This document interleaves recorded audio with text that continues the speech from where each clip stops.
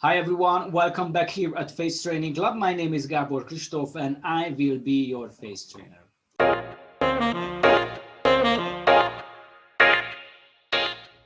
This is the bridging class, and in this video I would like to talk a little bit about the advanced level classes. These are 1 hour long trainings and we are going to work for all the 6 face parts, but stronger for the cheek. To keep the cheek muscles firm is crucial.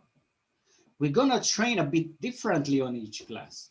At the beginning, it will be very simple, but later on, it will be more and more challenging.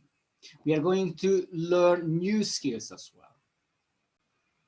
Here, you only take the cover off when I say so. Otherwise, it has to be kept on at all times. When you do take the cover off, use that chance to rest or stretch your arms, because these are very intense trainings and you won't have too much time to rest. Always try to do your best, keep up and never ever give up. If you feel that you can't do any further, but the exercise is still going on, just reduce your muscle strength, but don't give up. Or just stop for a few seconds without taking the cover off and continue as soon as possible. If you want results, then you have to step out from your comfort zone. Get comfortable clothes because you may get sweaty. Do it in a laying position because in the long run, you won't be able to do it properly in sitting position.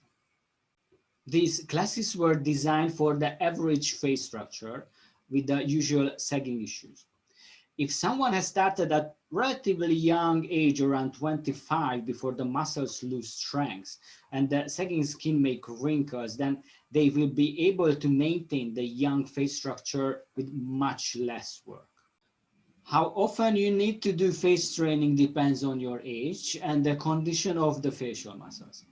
Basically, if you are younger, then once a week is totally enough. But if you are older or you have more problems, then you have to do it 2 or 3 times a week if you want results. It is always better to start it sooner than later.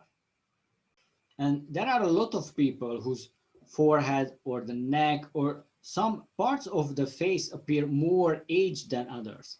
So they have to work more for those parts. And you can design your training for yourself.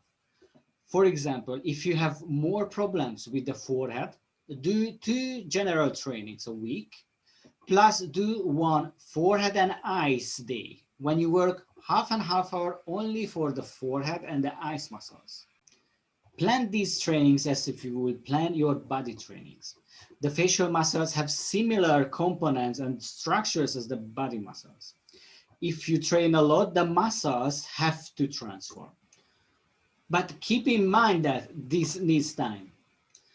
And one of the main rules is that the amount of training that you do should be proportional with the amount of stretching and massage required after. When planning these things, you have to allow enough time for them.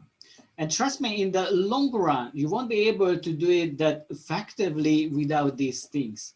So you can't save time if you skip these. It may seem challenging and very tedious at first, but aren't all the trainings the same? Persistence is key if you want good results. So enough talking for now. Start, sacrifice, sweat for your goal. And when you reach that, you will be smiling at the mirror because you will feel great and you will be super confident. Let's get to work.